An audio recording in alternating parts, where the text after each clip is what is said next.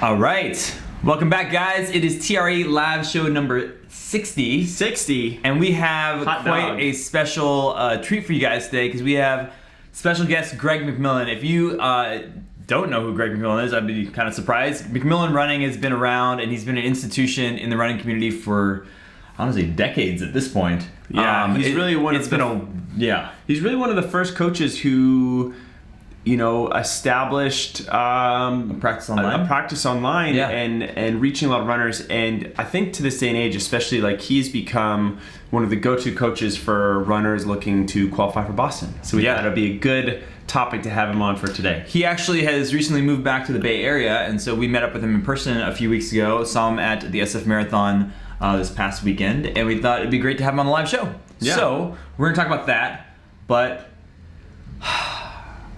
we have to talk about this past weekend. Guys, it happened. What are we talking about here? Well, we've been giving you training updates for the past 8 weeks. Oh, yeah. We're going there, huh? And this past weekend was great because we had the entire TRE team in town. Not the entire. We had about half the TRE team in town. Yeah, exactly. But it felt awesome. We had 8 of us that ran. Lee came in from Florida. Edward came in from Alaska. Lori was in here from SoCal. Plus, we had the whole Bay Area team. Elizabeth was in from Sacramento. So anyhow, we all raced together. It was great. There's some photos of us online on our Instagram page, all that stuff. But it was just a good time. We were part of the expo. Nate gave 4 or 5 talks throughout the weekend. So if you missed it and you weren't there, definitely come to the Berkeley Half because we will be running it back here in November. It might also be a rematch. Meanwhile, speaking of rematch, it will be a rematch. Nate and I took very different approaches to the race, and marathon. The short story is he ran me down like a dog. In the last mile. Like a dog. I saw him. Which apparently was super embarrassing. And what's to be embarrassed about this, Craig? Oh man, you know what? If I can't win on the road, it's over for me. Oh, there's absolutely the road was your. The road was my place of refuge. Anyhow, so basically, we at the start were like, what are you going out at? And I was like, I'm gonna go out. Just under 7-minute pace. And Nate's like, I'm gonna go out just over 7-minute pace and then see how I feel. We were both feeling with work and everything else, we're if we were around the 130 range, we would both be happy. So it's so funny because I finished the race and I was disappointed with my time, whereas I was only disappointed because I got run down in the last mile and I had nothing. I mean, usually I would have responded for at least a quarter mile. Yeah. But I was just done. Yeah, so I was toast. And I think I ran a sub-6 first mile. That was an issue. Yeah. It was downhill. It was downhill. Everybody else was going quickly, and I didn't have a sense of my pace, which is silly because it's on my running route. It really is on your route. It's on my running route. I have no excuse. And I was like, I'm feeling great, whatever. And then, at about mile 7 or 8, I'm like, this is going to be not a fun last 4 or 5 miles. I wasn't dying, but I wasn't I was having to work to keep the pace, and I always think about half marathon as having a 5K at the finish. Yeah. A 10-mile run and then a 5K that you try to gut it out for. I was in survival mode at 5K. It was tough. Guys, if you're just tuning in, we are rehashing some of our victorious moments from Sunday's San Francisco Half Marathon.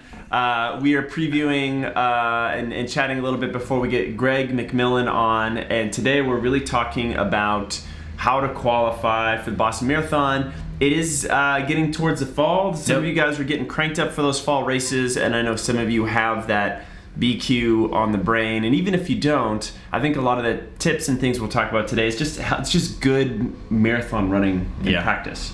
And I actually saw the Gleam link below. If you click the link below, is it 3 months of? It is one. Yeah. It is one month. Okay. So it's free coaching, a free month of coaching with McMillan Running, which is awesome. Yeah. So this is actually, you get access to Greg with this. Yep. So really, really good. But anyway, we can get back to that. Yeah, he wants to get back to his glory moments. Yes. Anyhow, Nate took a different approach. Went out more conservative in the first. I was a little worried. I wanted to. So this race, guys, like I've gone to races where it's like I want to be right at the edge of my ability, mile 1, and I want to like hang on as long as I can, knowing very well that it's like you hit mile 9 or 10, you're like that's all you got, and then it is the worst. You are just gutting yourself to like run 10 seconds a mile slower, if not having the bottom drop out more. And so on Sunday, I like purposely went more conservative. It's like, well, the way the course was, for those of you guys who don't know, there's a loop through Golden Gate Park, which was kind of like gentle rollers downhill and then uphill. And then you kind of peak probably like by mile 6 or 7. Yeah. And then it's kind of downhill and flat. Yeah. So it is one of those things where it's like, if you like hit the hills too hard early, you wouldn't have much in the end. And so I went a little conservative. I let the 130 pace group go. I did not run with the pace group, which was an interesting lesson for me. But then I caught them and Mr. Craig right around the ballpark because I just like kind of kept ratcheting it up towards the end, and it felt good. My experience was a little different. I saw the 125 pace group pass me at like mile 2 or 3, and then like 5 minutes later, the 130 group passed me, and I was like, "You were in front of the 125 group." Yeah. Oh shit. You were. And I was thinking, man, I'm feeling pretty good. Maybe I will go 120 because like my PR is well below this. I knew I wasn't in that type of shape, but I was like, whatever. We'll see what happens. And we did see what happens, and I got handled. I know. That's so we were about a minute. Some of you guys were asking. I was like, I think 129 even, and I was like 129. 50? I don't know. Yeah, something like that towards the end. But we got at there that point, through very different ways. Time didn't matter to me anymore. No. And we did all the things that you're not supposed to do before a race, like spend 8 hours on your feet on expos, drink 2 days before. Previous days before. Yeah, just drink, do like late night events. So it was a collectively fun weekend and event. Not as bad as Holly, who tried out new shoes during her marathon. Oh yeah. And she went into it and was like, I'm gonna do a video off of this. I know. Why I'm you gonna do this. Why you should exactly. Well, let's chime in and say hi to you guys. Wesley's like, hey guys, what's up, gents from Cape Town, South Africa. Oh, well, there's my time. I was a 1:29:53. Okay. Whoop whoop. Yeah. So, the good thing about this is in November, we have another half marathon. The Berkeley half. It will not be as fast in terms of the course, but it will be as intense in terms of the competition. It will. We should have like a cup or something. We should. Oh man, here I get to present this to you. The smoothie. This is. Can I get a sip? You don't get. You get a sip. You can sip from it. You're not sick. No, I'm so good. How's that taste? Victory juice. Tastes like it works. Tastes like it works. Jessica, man. What's up, Jessica? Special shout out to Jessica. She was managing behind the scenes. Yeah. And we're looking forward to having her back out here. Help desk all weekend long while we were out playing. So Jessica, thank you a million times over. Let's say hi to the people. Dana Ray from Utah, what's up? Pedro, how's it going? Hey, from Boston. Pedro, we just decided to come to Boston in September, so we'll be out there. Yeah, Mark says, agreed, great timing going to BQ at Erie Marathon in September. I love the intention. Yep. Dave, what's up? Edward, what's going on? Running High, Colorado, appreciate your time, guys, and great timing question. I'm going for my first BQ in 40 days at a downhill marathon. Woo! Any tips for downhill pacing? We will talk about that. So this is actually an interesting. I was just talking to Nate about qualifying for Boston because I qualified a long time ago and ran it a few times, and you've run it a few times, and I was thinking like, okay, like I'm not in the shape to do it right now, and I haven't been. That hasn't been a goal, and we've been talking about like, well, what are like. It would be fun to go run Boston again. We go there every year. It'd be great to go run it, but it would take a certain amount of like dedication and effort for me to like get back into that shape. And not only that, I would have to give up some goals that I currently have in terms of like my physical. Like I really want to become more mobile and flexible, and running real hard and like those weeks, it definitely takes me away from that.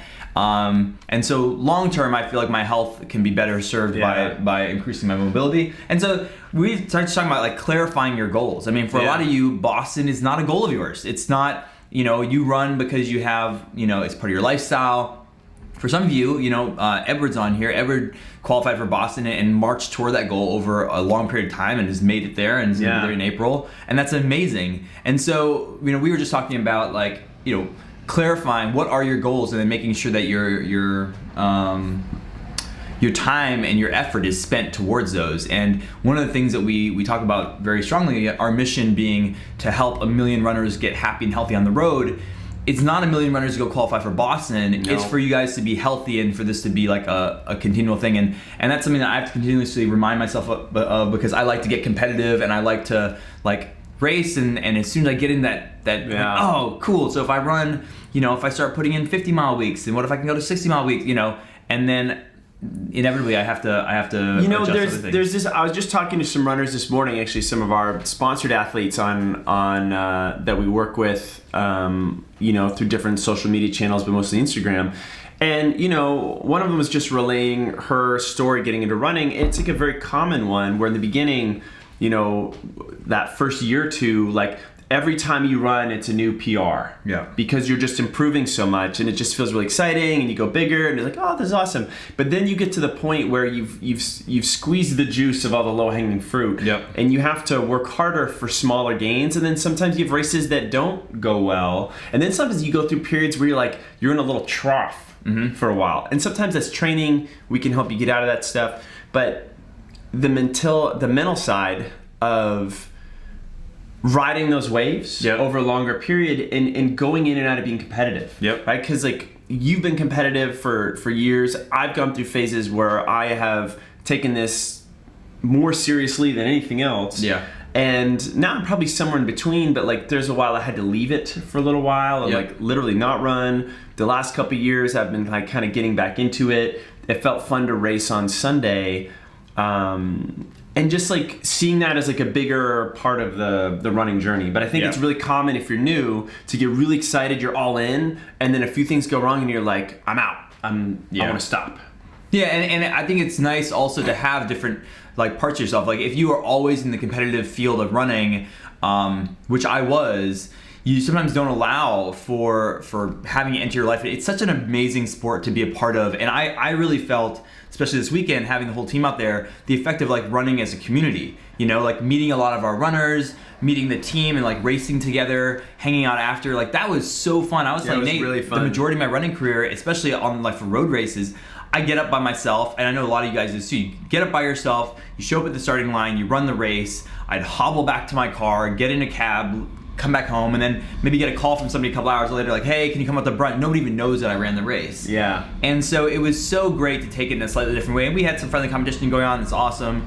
And that's but I think sometimes being in the purely competitive space, you can kind of ride these really extreme waves, and so it's nice to be able to vary that. Yeah, it really is. But anyway, we had such a great time over the weekend. For those that we got to meet in person over the SF Marathon, we were stoked. We're going to be back at it next year. And guys, if you guys want to come to San Francisco next summer, we would absolutely love that. Deleted? I don't know. We would absolutely love that, to see you, to hang out with you. Other races we'll be at this year, guys. Hands up for anyone racing Chicago. We will be there. This? No. I don't know why I did. Well, Enrique JB76, thank you so much for the shout out. Really appreciate it. Yeah. Send us the message again. Yeah, I don't know why that It happened. timed out for some reason, so we can't see it. Yeah.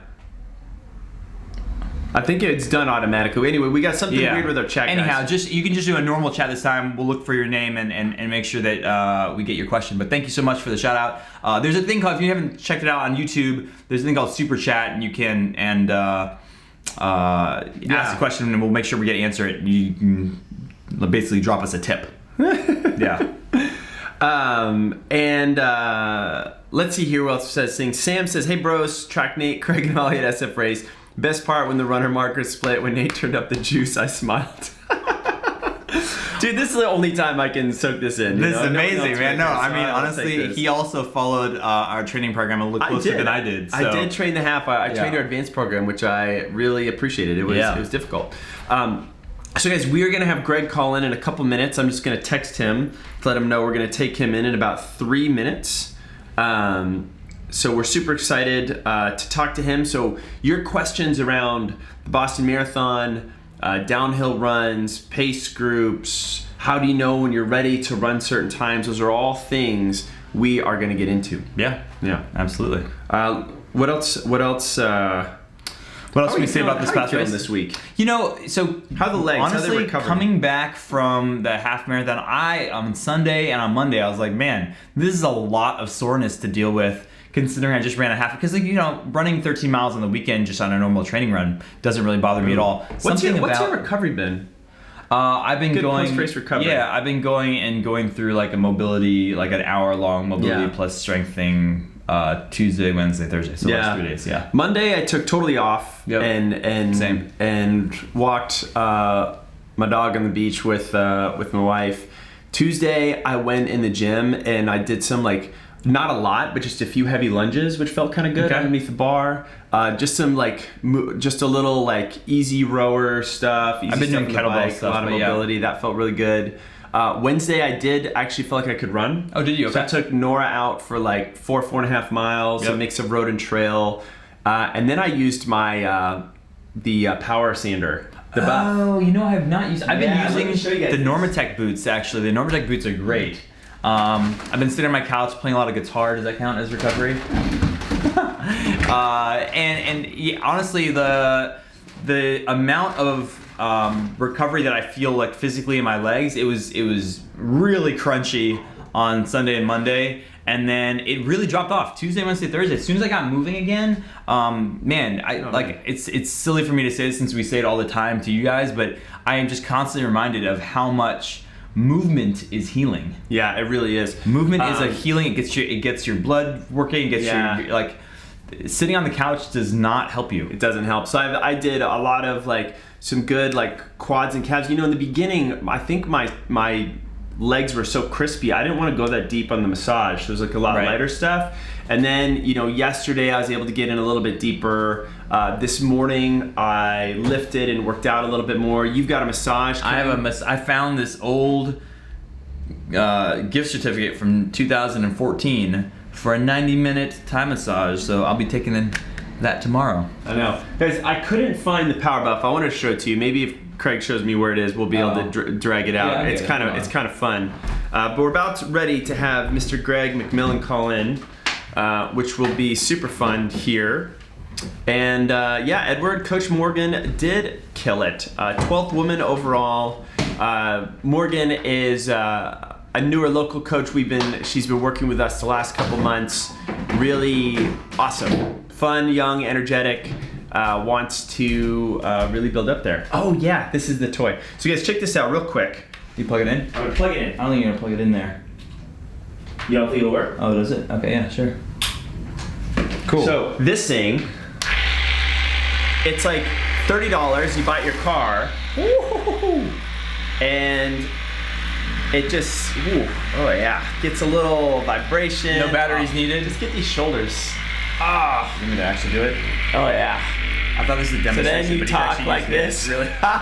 It's a little loud, but it's actually not. It's not nearly as loud as some of the other toys. There are commercial versions of this that are battery powered, whatever. You guys need this. This is the coolest toy. I will sit and I'll work on my quads and my calves. It really feels for amazing. $29. It is actually a hell of a deal. There's a runner version called the BFF. But it costs $300 and it is battery powered. That's pretty cool. But for $30, you can get it, and it comes with all the attachments, like the little buffer thing. It's super easy. So try it out. Yeah. Well, let's do this. Let's get Greg calling in. All right, let's do it. I have my Earn My Miles shirt on today. What do you have on? I got a shirt. All right. Okay, so let's get Greg in. I can call him. Yep, we're calling you. We're calling Greg right now to get him on. Do we need headphones? Yes. Yes. Good morning. All right, Well, Greg. now. Hang on 1 second. We gotta set this up. Good. I think your headphones were out on the banister.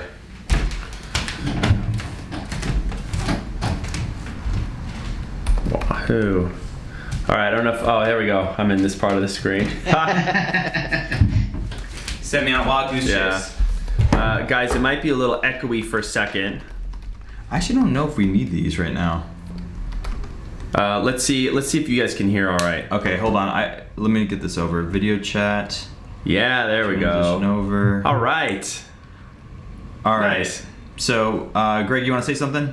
Hi there. How are you doing? Fantastic. I don't think we need these. No, I think we're good. Let's try this. Let's see. Can y'all hear all right? It might be echoey when he talks. Say something else. Is it going to be echoey when I speak? If that is true, then I will. Let's see. I think we should be okay here. It's always we always have to reinvent the wheel a little bit every time we do this. Yeah, you know. Sure. One of those fun things. There you go. Here we go. Let's go. You hear and hear. Yeah, so that way the microphones are closer to each other. Oh, well, we're not talking. Very echoey. Okay. Okay, you can hear us now. All right, here we go. Greg, you look great, man. Thank you. Well lit with your background. I know. We got the photos in the background too. Look at that. Yeah. Gotta have the inspiration around. There we go. I love it. So we're gonna be talking to our audience here. So, Greg, tell us, just give us a little bit of your background so everybody can kind of catch up. We already introduced you, but I would love to hear your background, and then we can get into Boston qualifying tips. Yeah. Cool. Well, kind of come to the sport from three different angles. As a runner myself, started running when I was quite young. Was state champion in high school, ran in college, and then was national champion in the trail marathon as a masters when I turned 40. Still actively training and competing, so kind of come at the sport from the runner angle.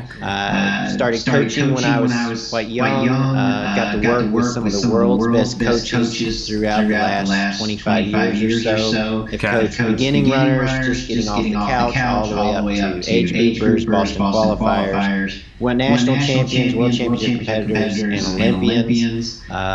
Studied the sport, so my undergrad and graduate degrees are in exercise science, so kind of come at it from the coaching angle as well as a sort of an exercise physiologist angle. So really just enjoyed the sport so much. Hey, Greg, can you? One second, I'm fixing it. Hold on, Greg. Sorry, we still got a little audio in our echo thing here. Oh, it's actually not coming into our headphones. Yeah, I didn't realize that. Hold on. All right. There we go. Okay. Oh, wait. Hold on. Could not connect to it. Hold on. We're just connecting you to our little headphones here. Otherwise, it gets all echoey and looped back and super fun.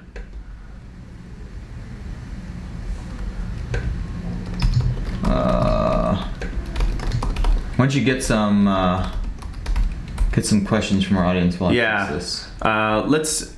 Why don't you guys ask your questions for Greg? Greg needs a headset. No, Greg's fine. Greg's fine. We need the headset. We're getting that mic set up. Where's my phone? I need to make sure I'm disconnected there. Do you see it? Where's your phone, Greg? Craig? Okay. Oh, here we go. There we go. All right. All right, now say something. I'm here. Are you here? Awesome. Okay, somebody's got to troubleshoot on the fly. All right, now it won't be echoey anymore. They will be very appreciative. So you know, one of the things you said is that you're still training. I didn't realize that.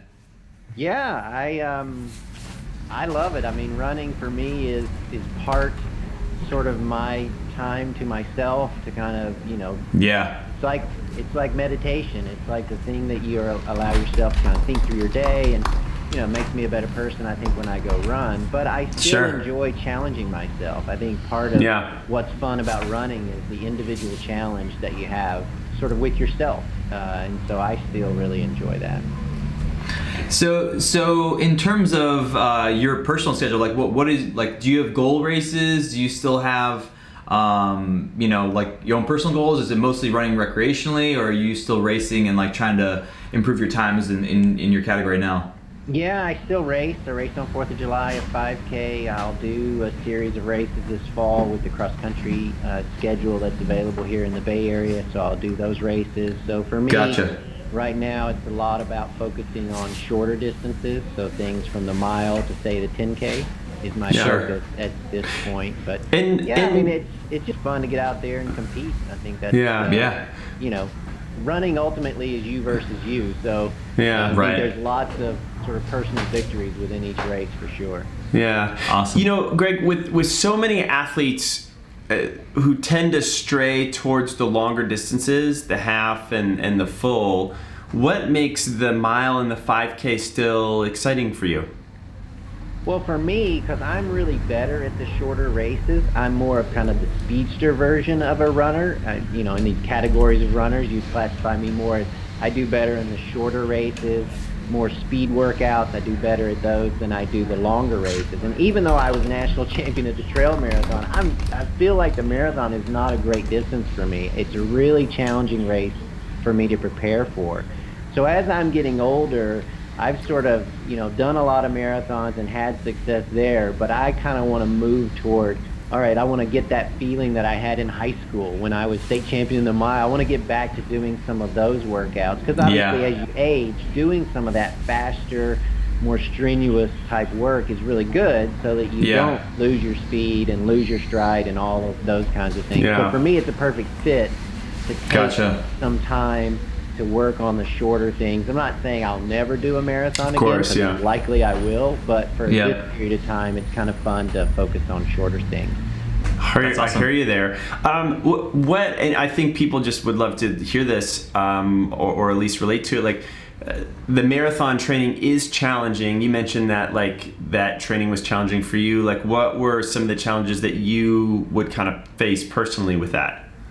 So I'm not really good at long, steady running. That is sort of more of an endurance monster type person. I have these categories of how I, you know, kind of classify runners. So speedster is somebody who likes short, fast, usually shorter races, repetition type training. Endurance monster, somebody, the longer the better.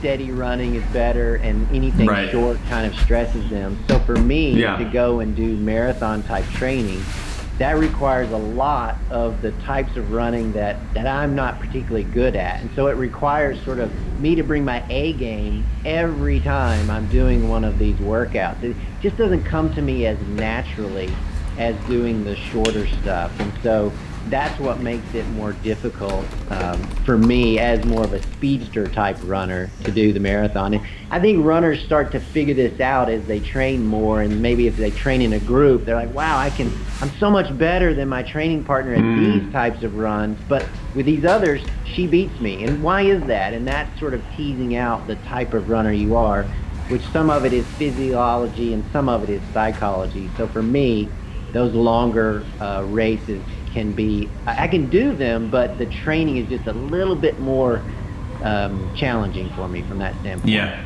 Interesting. Yeah, I hear you there. That's interesting. So I'm actually interested to kind of tie that into our theme here. Like, how do you feel like some of the shorter races and like kind of architecting your season for somebody who is, you know, is trying to qualify for Boston or just going for a PR in one of the longer races? How should they mix in some of these shorter races into their training? Well, people do it in a lot of different ways. Some people do it as a build-up, right? So they'll start with shorter races and maybe a 5K, and a few weeks later a 10K, and up to a half marathon. So this sort of sequential building up of distances. So that's one way that you can do it. You can throw those in as part of a workout. So like a fast finish long run, which is a great run for marathoners to get marathon ready. They can jump into a race and use the fast portion of that as the race. And so that's a way they can incorporate races into their training plan. Or they can just say, hey, I want to take a mental break from kind of the grind of every weekend long run and that kind of feeling. And they can say, I'm going to take a down week and I'm going to jump in a 10K and kind of work and see how my speed's going, because you can always, you know, see how does that relate to your prediction for your marathon.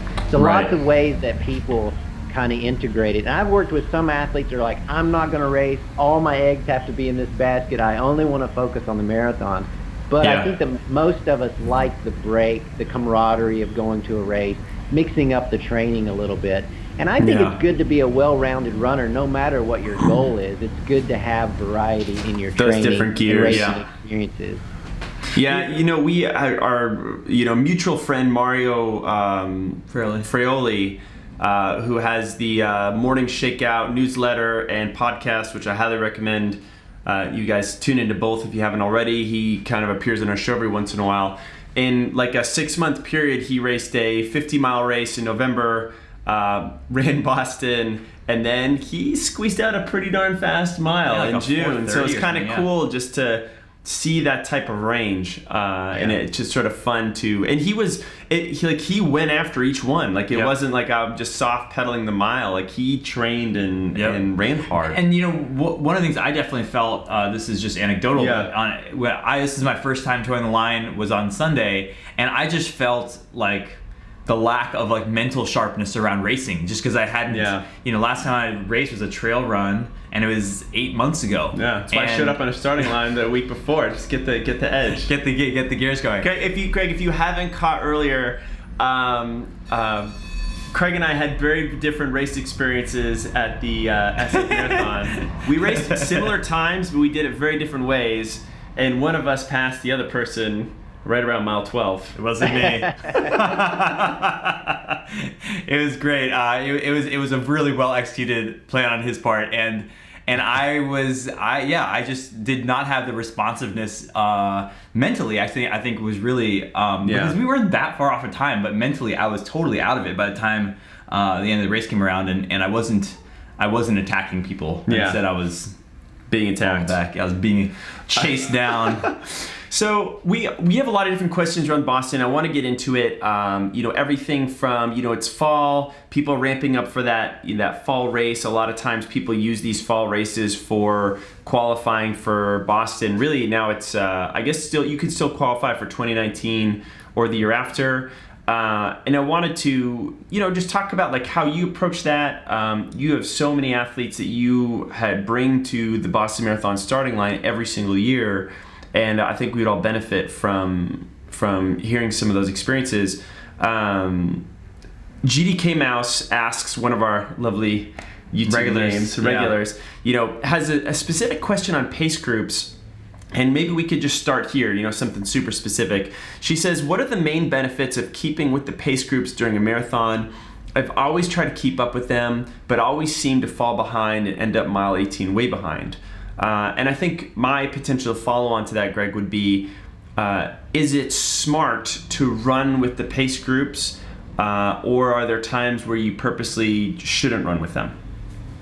Well, I think pace groups can be wonderful, but they can also have a bad experience. So my sort of, what I tell athletes to do is, number one, make sure that first that pace is appropriate for you. Because sometimes in the marathon, people get greedy because, or maybe Boston, the BAA has said you have to run this time, so they're forced onto a goal pace maybe that they're not quite prepared for. Right. Number one, we have to make sure that you actually have a pace range that is kind of appropriate for you. Number two, it's great if you can talk to or find out more information about the pace leader for that group. Because what I've found in the past is, if they have a lot of experience pacing races, then that's a positive. That's somebody you can trust. If it's their first time, then that makes me a little bit nervous. The second is, I like to know how much faster have they run than the pace that they're going to be pacing.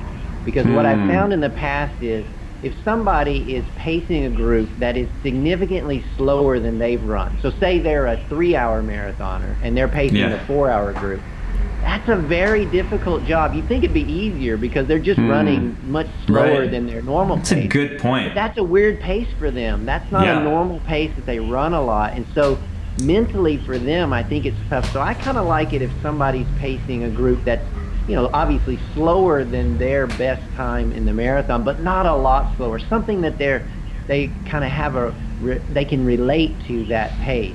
If you can talk to the person, kind of quiz, get an idea, that's really good. And then in the race itself, most people want to run smoothly, so they don't like a lot of pace variation. And we see sometimes with pace groups where their average time may be appropriate, but how they get there is really herky-jerky, and that is not good in the marathon, particularly early in the race. You want to be calm, smooth. So a lot of times just kind of asking the pace person, because sometimes you can meet up with them, before the race, and you can just ask them those few things and get an idea of their experiences. And then during the race, if it's going well, stick with it.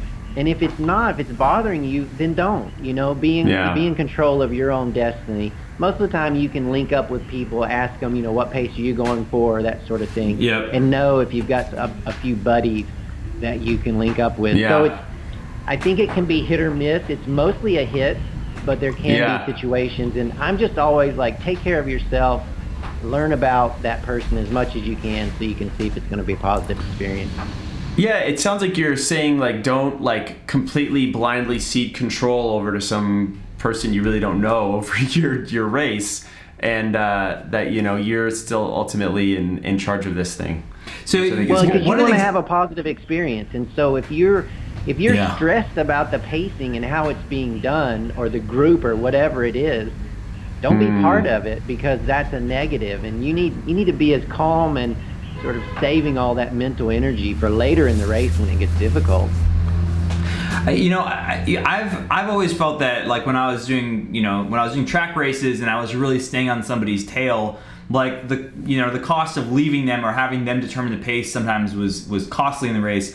But some of these long races where we're racing a marathon, I find like the mental tax of trying to stay on somebody's hip or like stay really close to somebody for that long, like they vary, even if it's not they're pretty consistent on a mile by mile basis. There's like these micro fluctuations on every 10 seconds, and I find like, I'm gonna have my own fluctuations, and I sometimes find staying with somebody else through their fluctuations is a tax that over a marathon can be really taxing. So I usually am like, even if I want to stay with them, I try to keep them in sight as opposed to like right up on them.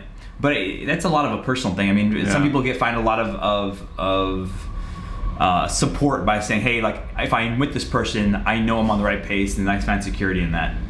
Yeah, and hopefully they're running the tangents, because that's the other issue that can happen with a big pace group is, you need to look ahead to know which side of the road you want to be in for the turns coming. So hopefully your pacer's doing a good job of kind of leading you to the shortest distance you can run on race day. Right. That's awesome. Well, let's get into some of the Boston Marathon process. Start with like finding a good race to try to qualify for.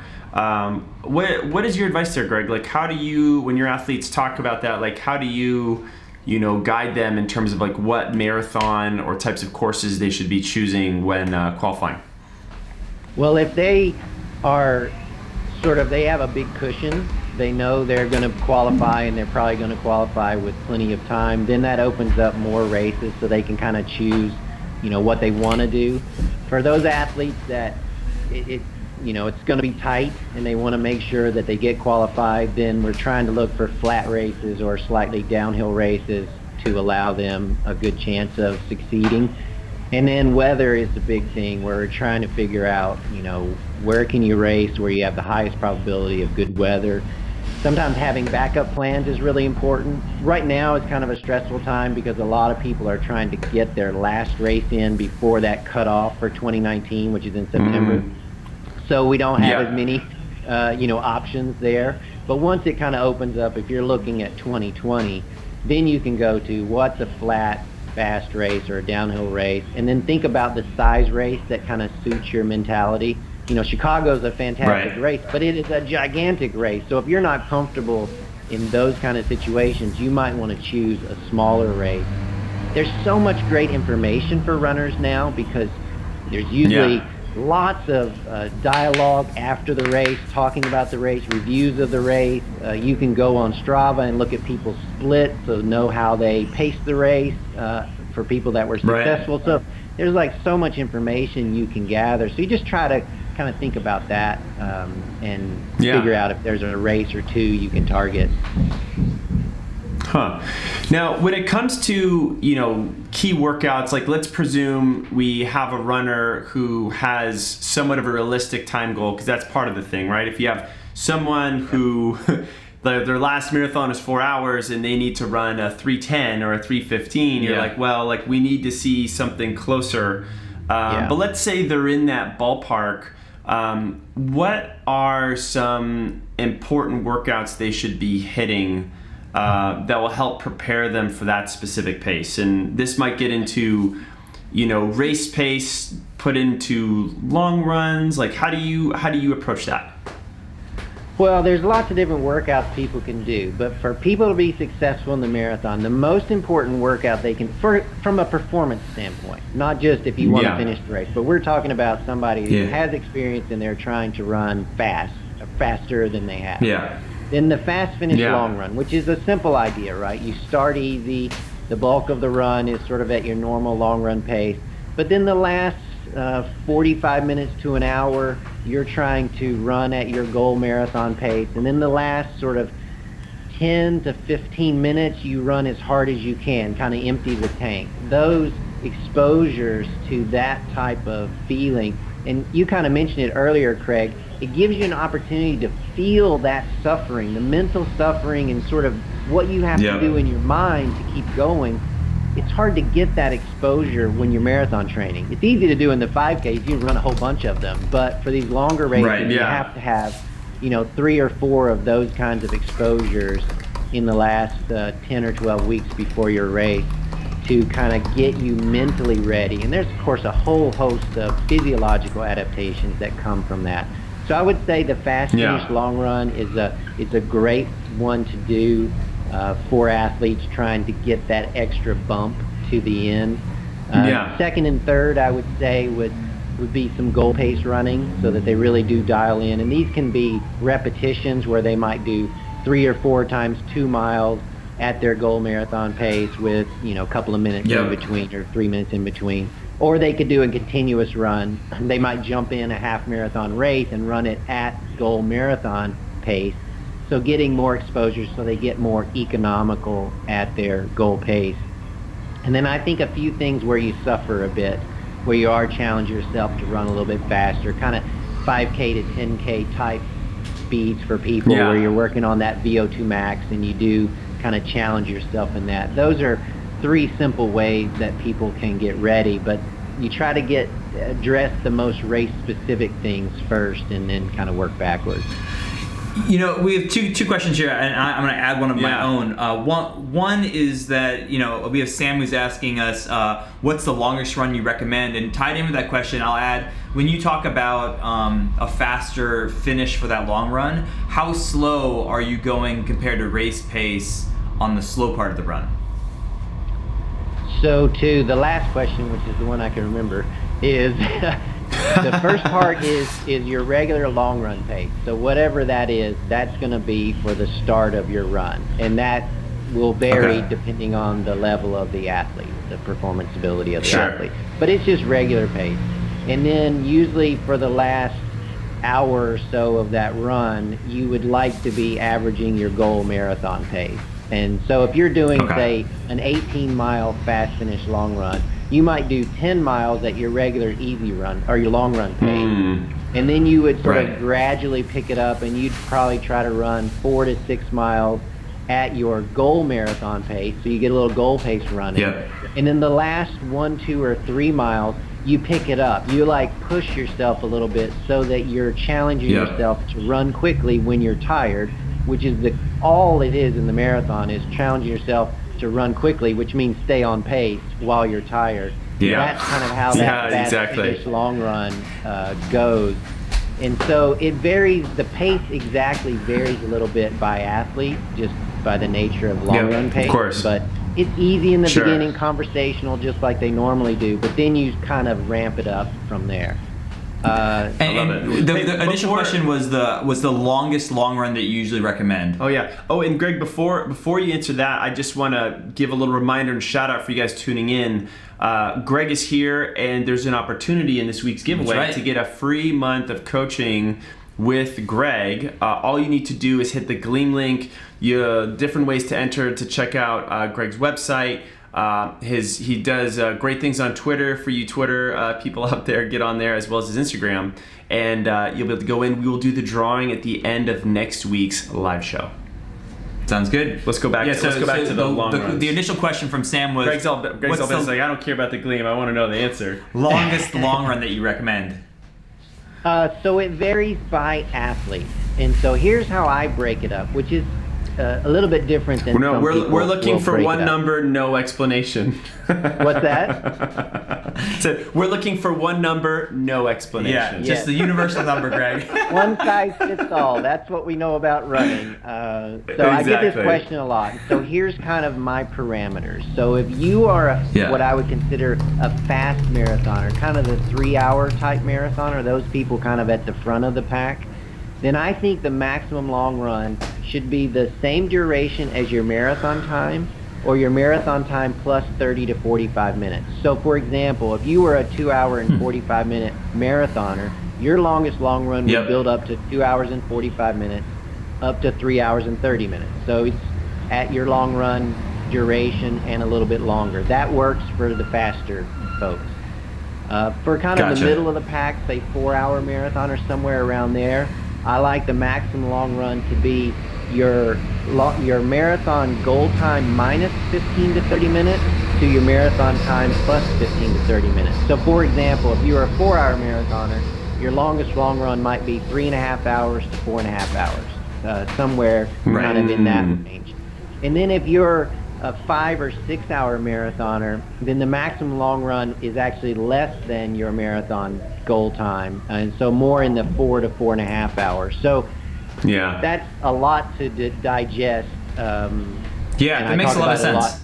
But it comes down to the amount of exposure to running based on the recovery time that's going to be required after, and then what your goal is. So the really fast people, the world record holder, they run 22, 23 miles, 24 miles, but it only takes them just over 2 hours to do it. So, that's not a big stressor to them, even though the duration is they'll do 40K, so almost the full marathon distance. If you ask a 5-hour marathoner to do that, then they're gonna be wrecked for a week and a half. So anyway, that's kind of how I break it up. Sorry, it's not one number, but I think that gives. No, that's great. Totally joking. Totally kidding. I love that. How would you adjust that for a half marathon? Half marathon is probably a more popular distance amongst our crowd and just in general. But how would you adjust that?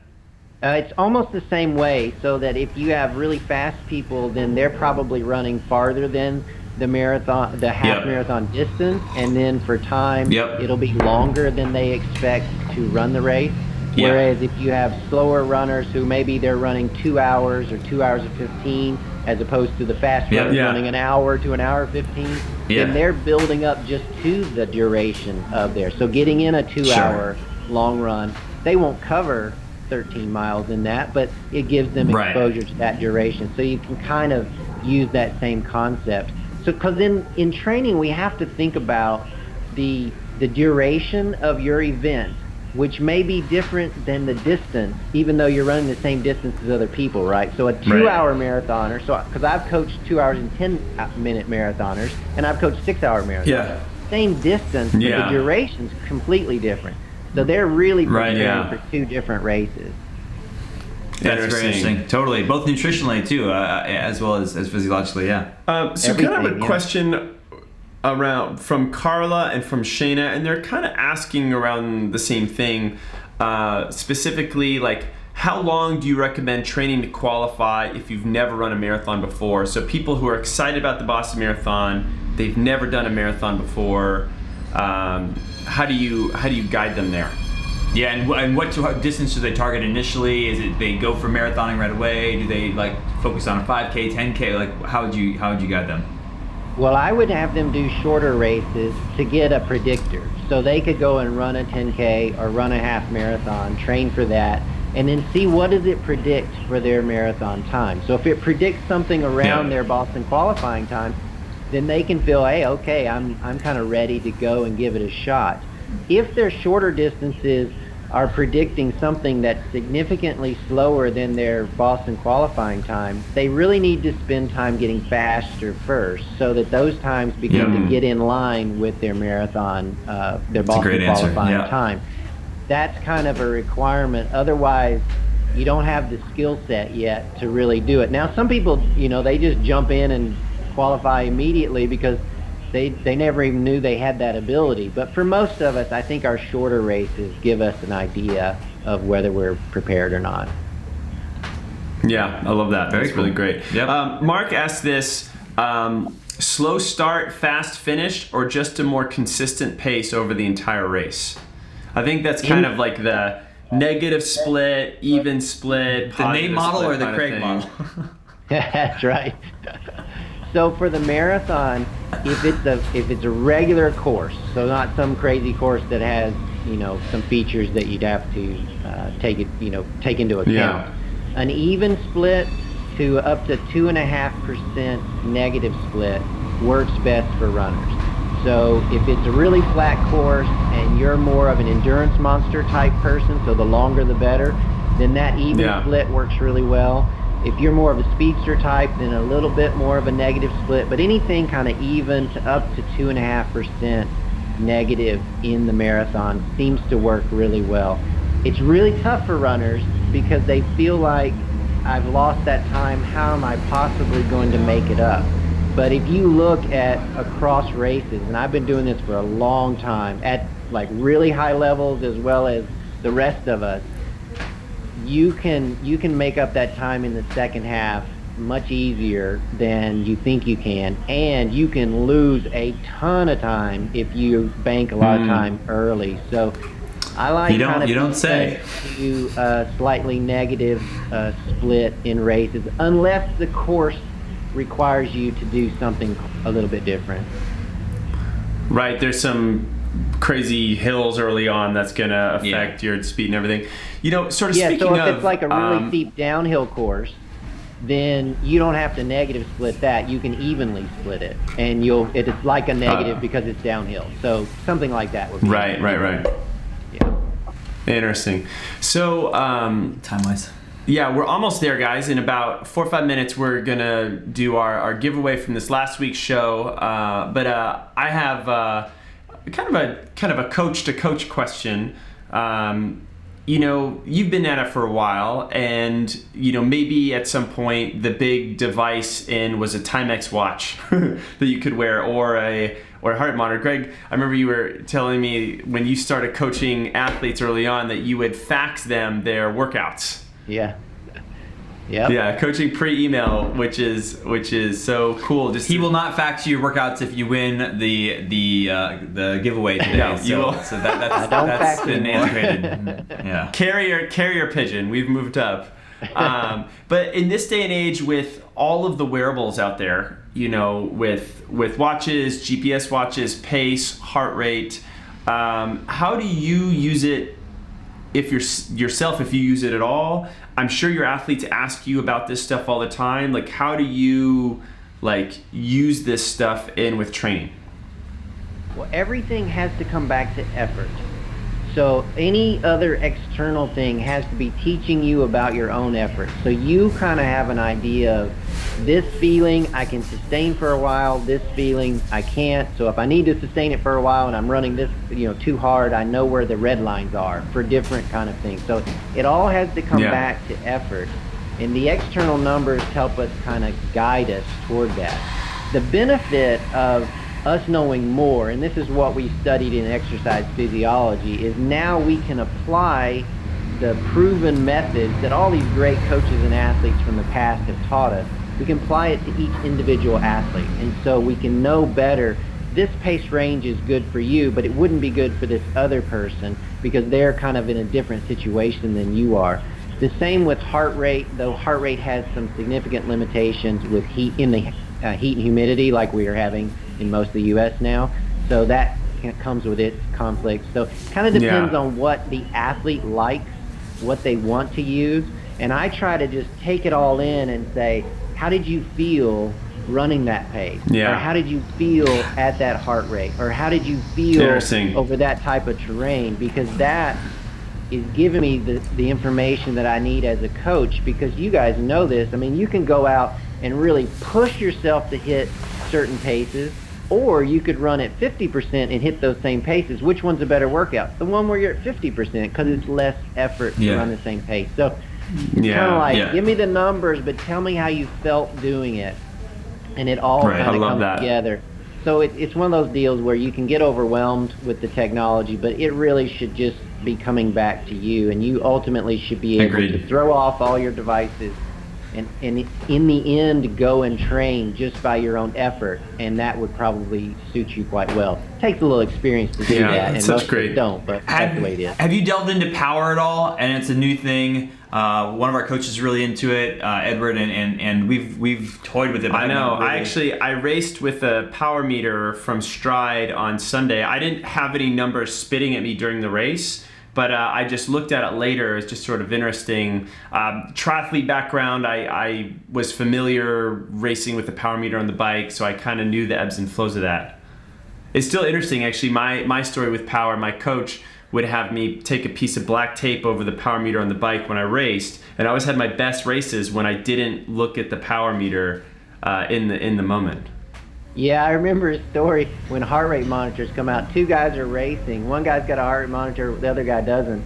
They're going up a hill. The guy's heart rate monitor starts beeping. They're like 400 meters from the finish line of this race. He slows down because his heart rate monitor. The other guy goes on to beep. I'm like, doesn't matter what your heart rate is. Race, you're just supposed to win. So we have to balance the numbers with actually competing and getting the most out of ourselves, which is only going to be internal. So with power, I love that. That's great advice. With power, I don't know yet. I think that we don't have enough people training with it to understand if it's going to provide information that ultimately will be better than just pace or something like that. In cycling, I get it because the speeds are so different. You know, if you're going uphill versus downhill, I mean, it's just this drastic change in pace or speed. In running, it's pretty narrow, right? Even going up and downhill, you don't slow a ton unless see it as much. Extreme. Totally. So I'm not sure yet what we're gonna glean from it, and I have athletes using it. So, and I'm always asking them, so what do you think? What are you learning from this to try to make sense of it? Cool. So I don't know yet. It's still early, So it sounds like you're still kind of staying on top of the new things and getting a sense of them. We have tons of questions, both coming in and from ourselves. Greg, we definitely have to have you on again and do this again. We'll hope to see you again in person real soon. Guys, it is 1 o'clock, so we are going to do our drawing right quick. Let's do it. This is the snap of the drawing. Draw the stuff. Yeah. Let's see. Oh yeah, it's our marathon program. This is our marathon program. Last we gave away our marathon program. And so Greg, we specifically are going to do the drawing for your program next week because we get a lot of people who watch this show after live. So we want to give the good internet people a chance. There you go. To jump in and do it. So the winners from last week for our marathon program, we have Denise Clay from North Carolina, and Eric Young. Eric Young from Beverly, Mass. Awesome. Congratulations. We will email you. You guys are winner of our marathon program. Absolutely. And guys, we will invite Greg along. I know a lot of you guys have questions that we didn't get to. We will invite him back again very soon. Yes, you can still enter his giveaway, guys. Get in there and then also follow Greg's stuff. He's great. He probably brings more athletes to the Boston Marathon starting line than really any other coach out there. But thank you very much, Greg. Really appreciate it. We'll talk to you later. Anytime. Happy to be here. Thanks for having me. Cheers. Thanks. See ya. Bye-bye. Oh man, that was great. That was awesome. You wanna? So I just gotta kill it. So guys, thank you so much for joining us this week. Greg is a wealth of knowledge and has a lot of experience in the coaching, all the way at the elite level too, which is awesome. And bringing that knowledge back down to something that is very tangible for you guys is something that we can all learn from. Thanks as always for sticking with us on the audio issues. You think 60 episodes in we would have this figured out by now? I just opened up episode number 4 by mistake earlier today. I want you to go back and appreciate where we are. Look at the camera, the mic. We have people calling in. I want you to appreciate how much we have improved before you start giving me more tech challenges. Oh, man. I just saw this quote where it said something like, you get what you demand. Here, take your trophy. Have a sip. Take your cup. You deserve what you tolerate. So I wonder. Oh God! Don't even start with me. I can't even start with me on that. So Does that mean I deserve you?